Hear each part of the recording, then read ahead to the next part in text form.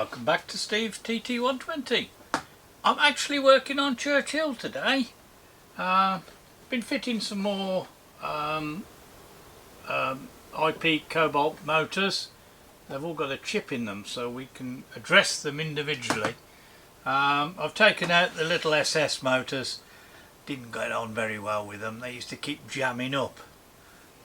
I used to have these little DCC concept little SS motors in here, but it's a little small threaded rod.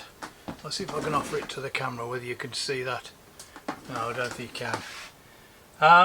I'll get a picture superimposed. As they wind in and out, this little lever at the side jams, very much like this tool here, which we all know.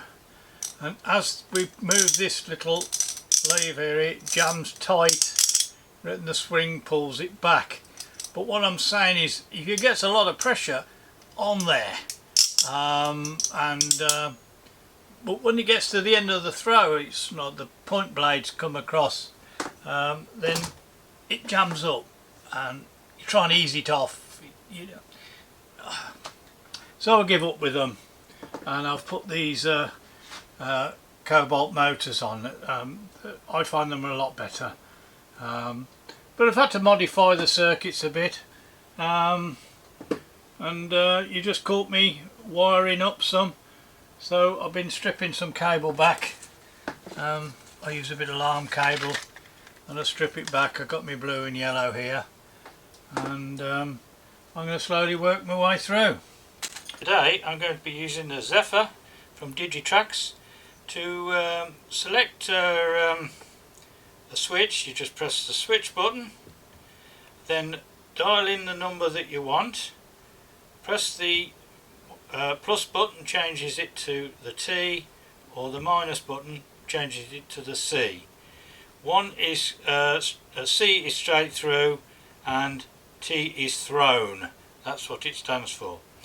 Now, to program a unit, if you put this little switch here into program, then push in your plus, your minus, plus and minus a couple of times, then stick this one back into run, then the point will now operate when you call up that particular number.